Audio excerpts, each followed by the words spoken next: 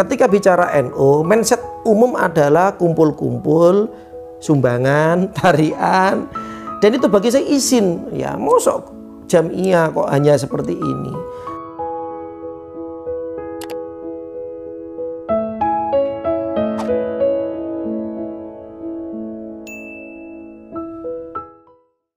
Assalamualaikum warahmatullahi wabarakatuh. Waalaikumsalam warahmatullahi wabarakatuh. Sore ini saya silaturahmi dengan seorang tokoh yang berada di wilayah Pacar Peluk, Jombang. Beliau adalah penggerak masyarakat terutama di bidang keagamaan dan sosial. Kita akan ngobrol-ngobrol dengan beliau. Beliau adalah Mas Nine Adin Maulana, dan kebetulan beliau ini dulu teman saya di Aliyah ya, dan kita akan ngobrol-ngobrol, mudah-mudahan nanti mendapatkan inspirasi dari obrolan kita hari ini. Assalamualaikum Pak Kiai. Waalaikumsalam Gus. Pripun kabar ini? Alhamdulillah, Alhamdulillah sehat nggih. Kegiatan sehari-hari apa Mas Adin? Sehari-hari saya adalah guru pendidikan agama Islam di SMA Negeri 2 Jombang. Kemudian itu adalah karena memang tugas utama saya sebagai guru agama. Kemudian kegiatan di kampung, di rumah, kami ngopeni Nahdlatul Ulama Desa Pacar Peluk. Jadi tingkat ranting yang bersentuhan langsung dengan jamaah. Itu kegiatan saya sehari-harinya. Seperti itu. Selain juga nanti ngopeni masjid depan itu sama anak-anak TPQ, dan tentunya ngopeni rumah. Ngopeni rumah ya. Saya dengar Mas Kiai Adin ini banyak mendapatkan misalnya bantuan dari beberapa untuk CSR ya, untuk CSR, untuk kegiatan di masyarakat Pacar Peluk. Gimana sih kok cerita sedikit mengenai itu dan pengalaman pendidikan mungkin? Iya, jadi gini Gus Mukhlis. Jadi saya itu memang backgroundnya adalah santri kampung. Keluarga kami adalah keluarga santri, khususnya di Desa Pacar Peluk. Dulu kami pada umumnya di desa yaitu ya sore ngaji di masjid, waktu itu masih musola. Kemudian sampai dengan SD di kampung, kemudian saya melanjutkan mondok di Bumi Damai Al Muhibin di Kiai Haji Jamaluddin Ahmad di Tambak Beras. Sambil saya sekolah di MTSN Tambak Beras Jombang. Kemudian dari Tambak Beras saya melanjutkan ke MAK pada waktu itu, sehingga ditakdirkan Allah bertemu dengan sampean dan saudara-saudara santri Kaliwates seperti itu. Kemudian dari Jember saya kuliah di Jogja, sama dengan sampean kan, juga di Jogja. Cuma saya di IAIN, sampean di UI ya. UII. UI sebenarnya. UI. Tapi ditambahi I1. Kalau UI kan teman kita Mas Nurul Fakih kan. Kalau saya sama jurusan apa? Ekonomi. Iya. Kemudian dari Jogja, di Jogja itu saya kan di IAIN Sunan Kalijaga.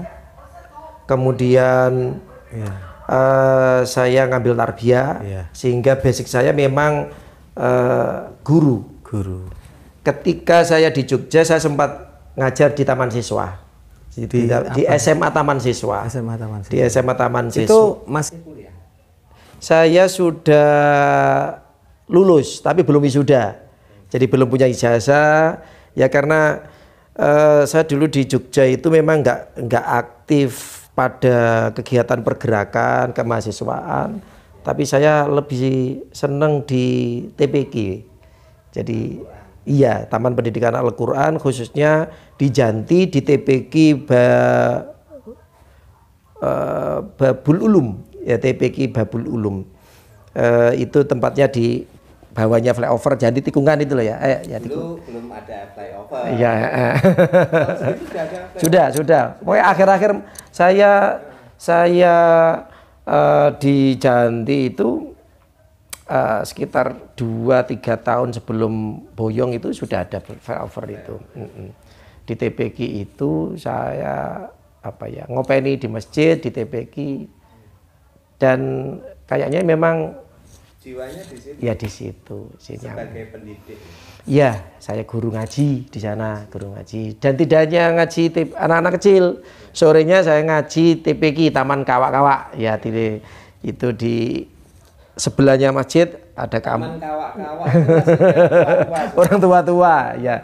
Ibu-ibu khususnya itu ibu-ibu Janti yang mau belajar Al-Qur'an itu ya kami bareng-bareng ya membersamai mereka belajar. Dari situ kemudian pulang ke Jombang ya langsung jadi guru. Saya di guru SD. Waktu itu adalah langsung saya melamar di SD Islam Roson Fikir. Kemudian sebenarnya sih saya tuh diterima di beberapa sekolah. Tapi kemudian saya milih yang di SD saja sampai karena tertarik dengan dunia anak-anak. Tahun 2003 sampai dengan 2007 itu saya berproses di SD Islam Roson Fikir. Tahun 2006 saya diterima jadi CPNS, ASN, kemudian ditempatkan di SMA Negeri Ploso, Jombang, seperti itu. Yang menarik itu tadi ketika SMA bareng kita itu sebenarnya prosesnya masuk dulu gimana atau sebenarnya pengen ke sana atau enggak kok bisa ke sana? Dari Jombang itu kan banyak pondok pesantren. Iya. Nahdien ya. Benar. Apalagi basicnya sama. Saya dulu itu memang MAPK. Dulu waktu itu di Tambak Beras, khususnya di MTSN Tambak Beras itu memang kan disaring. Jadi siswa-siswa yang masuk kategori the best 10 itu oleh madrasah difasilitasi untuk didaftarkan ke waktu itu belum kami masih mengenal MAPK. Belum tahu kalau itu kemudian ada perubahan. Ya. Kami diantar oleh waktu itu Pak Hasan yang kemudian akhirnya beliaunya jadi kepala. Pak Hasan itu waktu masih KTU kalau tidak salah. Saya diantar, saya Hibi Farihin ya. Ya, Hibi Farihin itu juga alumni Tambak Beras. Beliau mondoknya di Pondok Al-Wahabiyah di punyanya Yai Asy'ari, garwannya Bu Munjidah Bupati Jombang sekarang. Itu saya Hibi, kemudian sahabat Salma Faatin dan Lili Rosyida. Salma Faatin dan Lili Rosyida kemudian diterima di MAPK Malang. Saya dan Hibi diterima di MAPK Jember. Kami berangkatnya bareng-bareng di fasilitas madrasah. 4 orang ini berangkat, kalau nggak salah dulu ke Ketintang ya. Ya di Wisma Sejahtera ya. Kami tes di sana. Kalau nggak salah dites oleh Ustadz Mukhayyan dulu kalau tidak salah seingat saya itu ada Ustadz Mukhayyan. Ini yang potensi jadi iya. Pokoknya seingat saya itu ada Ustadz Mukhayyan, ada Ustadz Soekarjo. Waktu itu menjadi tim pengetesnya, pengujinya seperti itu. Itu. Jadi memang basic saya memang Nahdien kultural karena memang jadi memang basic saya adalah Nahdien kultural. Jadi keluarga amalia ibadahnya ya ala orang NU. Pak Carpul ini kan basicnya orang NU. Meskipun di sini juga banyak orang LDII. Kemudian mondok di pondok pesantrennya para muassis Nahdlatul Ulama di Tambak Beras seperti itu. Jadi ya memang Nahdien kelis saya seperti itu. Nah, NU secara kultural basic saya.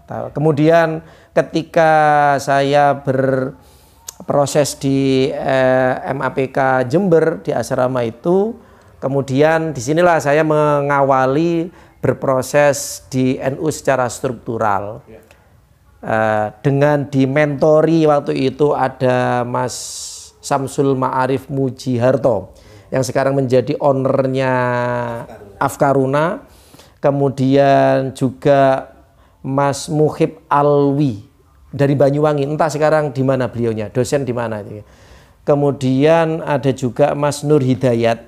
Mas Nur Hidayat itu akhirnya saya meneruskan pergerakan beliau-beliau ngopeni IPNU Komisariat Besar Imam Bonjol waktu itu namanya. Ya, disitulah saya mulai mengenal atau berproses di NU secara struktural melalui IPNU atau banomnya NU, yaitu IPNU Pak. Banom NU yang paling muda ya IPNU, seperti itu. Terus habis itu kuliah di Jogja. Kalau di Jogja saya lebih banyak di TPQ seperti. Kayaknya dulu kita itu kurang ini ya, di Jogja itu kurang sering bertemu. Bener, saya memang. Mas Yai. Aku kan ngeri, saya itu entah ya. Dari dulu ku gaya sodok selengean itu nggak nyaman, Klis. Iya. Nuwun sewu, teman-teman dulu di Dewo itu kan gaya iya, itu saya tuh nggak nyaman gitu ya. Meskipun sebenarnya saya juga nggak bagus-bagus amat dalam akademik, cuma iklim seperti itu saya nggak nyaman. Akhirnya saya kan kosnya waktu itu pertama kali ngontrak di bukan Gendeng, sampingnya depan itu Gendeng itu apa itu? Pokoknya depannya di Gendeng itu. Itu ya dekat dengan Dewo. Saya dengan Romli, Taufik itu ngontrak. Kemudian dari situ saya berproses pindah ke belakangnya Hotel Senturi. Di rumah, di pos-kosannya Pak Bakit, dosen IAIN. Terus dari situ setahun di situ saya pindah ngekos di Janti. Sehingga interaksi dengan teman-teman MAPK, alumni MAPK itu enggak seberapa, kecuali HIBI. Nah, HIBI itu iya, HIBI itu dulu kalau dari kampus ke Al-Umma, karena dianya mondoknya Al-Umma, itu sering mampir ke kos. Oh, Nurul Umma, ya Nurul Umma. Itu mampir ke kos-kosan seperti itu. Atau ya jujukan lah biasanya seperti itu. Ada lagi dulu itu di kos-kosan saya itu ada Mas Ridwan. Nurholik Ridwan. Bukan. Beliau juga MAPK, cuma entah angkatan berapa. Mas Ridwan itu dosen IAIN. Orangnya kecil, ya seperti itu. Dulu jejer lah di kamarnya seperti itu. Itu terkait dengan ya ketika di Jogja seperti itu. Jadi saya bukan aktivis mahasiswa sebagaimana aktivis pergerakan, tapi memang aktif di TPQ, aktif di dunia anak seperti itu. Lebih menyukai dunia pendidikan. Iya seperti itu. Khususnya dunia anak, sehingga saya berani ketika pulang ke Jombang berani mendaftar di sekolah dasar Islam. Dan akhirnya berproses saya menjadi guru SD, kemudian dan pada tahun 2005 itu ada penerimaan CPNS, saya daftar, pilihannya adalah di SMA dan keterima seperti itu. Itu yang saya lihat ini mungkin sekarang ini kan NU Pacar Peluk yang khususnya ranting ini punya banyak sekali bidang usaha. Ada susu, terus kemudian ada potong rambut. Itu ceritanya gimana? Itu gini, jadi kan gini, saya itu sebenarnya kebangkitan, kalau saya katakan kebangkitan NU Pacar Peluk itu sebenarnya dimulai dari tahun 2017. Awalnya NU Pacar Peluk itu ya seperti ranting-ranting yang lainnya.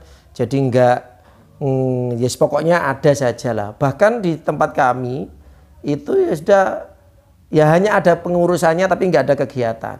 Bahkan pada waktu itu saya awalnya itu sebagai sekretaris, kemudian sebagai ketua.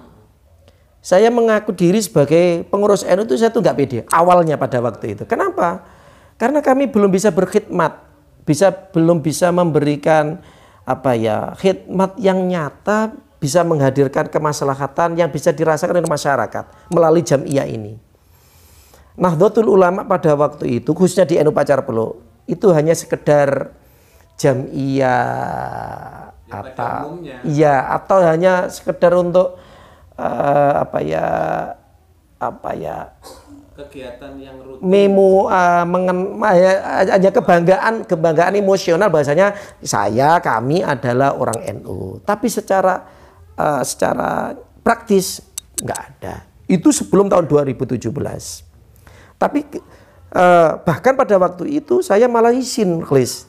Saya itu mengenalkan diri saya ketua NU itu malu, gak pede. Saya lebih seneng menyatakan saya adalah ketua takmir Masjid Baitul Muslimin Dusun Peluk Desa Pacar Peluk daripada mengatakan saya ketua NU. Karena apa? Kami belum bisa menampilkan khidmat yang nyata maslahatnya kepada masyarakat. Atau memberikan sesuatu. Betul, izin nulis ya. Karena apa selama ini maaf. Ketika bicara NU, mindset umum adalah kumpul-kumpul, sumbangan, tarian, dan itu bagi saya izin. Ya, mosok jamiah kok hanya seperti ini. Nah, makanya saya nggak pede pada waktu itu. Namun tahun 2017 ada kebangkitan titik balik bahwasanya saya bangga menjadi orang NU, menjadi pengurus NU baik secara struktural maupun kultural. Itu diawali dari semangat mengelola zakat infak sedekah melalui Lazisnu, NU Care Lazisnu Desa Pacar Peluk. Tahun 2017. Jadi saya tuh seolah-olah mendapatkan ilham atau semangat gitu loh ya. Lewat sinilah pintu awal menggerakkan NU. Saya menyatakan seperti itu. Akhirnya benar karena kan gini. Waktu itu Lazisnu juga mengalami semangat pergerakan terinspirasi dari Lazisnu atau NU di Sragen kalau nggak salah. Kan waktu itu kan Sragen menjadi pionernya gerakan koin NU. Ya. Nah, Lazisnu Jombang pada waktu itu diketuai oleh Pak Didin, ya, yang kalau di sini lebih akrab disebut Gus Didin itu, mulai menggerakkan Lazisnu lewat gerakan koin seperti ini. Ya, ini. Nah, terus saya juga semua orang harus setiap rumah harus mengumpulkan koin. Tidak harus. Yang mau, yang bersedia. Tapi nanti sumbangkan untuk NU Pacar Peluk begitu. Jadi bukan di NU-nya tapi melalui Lazisnu. Jadi akadnya ini Lembaga Amil Zakat Infak Sedekah Nahdlatul Ulama. Akadnya ini adalah infak. Akadnya sedekah. Ada nanti yang kemudian memberikan donasi itu karena akadnya adalah zakat. Jadi kita pilah-pilah, Lis. Jadi seperti itu. Jadi seperti itu. Jadi akhirnya entah bagaimana dulu tuh ceritanya kok kemudian saya juga semangat terus mengajak jamaah yang lainnya untuk bergerak melalui pengelolaan zakat infak sedekah itu juga semangat. Akhirnya ibaratnya itu tumbuh ketemu tutup. Ya. Akhirnya kami tahun 2017 itu mendeklarasikan gerakan Pacar Peluk bersedekah. Itulah cikal bakal kebangkitan kami, sehingga dari situlah kemudian kami kemudian dengan segera pengen menghadirkan kemaslahatan nyata melalui pengelolaan infak sedekah itu. Jadi kami kemudian membuat program-program populis, kemudian kami sampaikan kepada masyarakat, sehingga mindset masyarakat benar-benar nangkep bahwasanya sedekah infak ini bukan untuk NU, tapi kembali kepada masyarakat. Ya, ini yang membedakan kami dengan yang lainnya. Maaf kalau di NU yang lainnya menggunakan istilah atau term koin NU. Ya, kotak infak Nahdlatul Ulama. Kalau saya tidak, kami di sini tidak pakai term koin atau kotak infak Nahdlatul Ulama, tapi adalah kami pakai sedekah. Jadi kata sedekah itu menurut ijtihad kami itu jauh lebih apa ya, lebih familiar, lebih egaliter dibandingkan kata koin. Itu yang kemudian kami menggunakan sampai sekarang kami tetap pakai istilah gerakan pacar peluk bersedekah seperti itu. Yang ngajak masyarakat Lis, ini setiap hari kita ajak secara persuasif, silakan masukkan koin 500-an. Nanti setiap bulan ada petugas kami yang mengambil. Ya, kemudian dan ini langsung kita kembalikan kepada masyarakat dalam bentuk program-program populis. Gitu. Ada, kami punya kartu pacar peluk sehat. Jadi kaum duafa, kemudian donatur yang belum memiliki KIS atau BPJS Kesehatan, itu kita berikan kartu pacar peluk sehat. Yang kami membuat MOU dengan Klinik Pratama Madinah, orang-orang yang memiliki kartu tersebut ketika berobat atau periksa kesehatan sudah tidak bayar lagi. Jadi kami yang membayarnya melalui sedekah. Kemudian ada lagi santunan duka. Santunan duka. Jadi orang-orang yang meninggal dunia, ada warga yang meninggal dunia, keluarganya kita berikan air please itu, kita air minum, ya bantu untuk kegiatan tahlilan. Terus ada santunan persalinan, persalinan.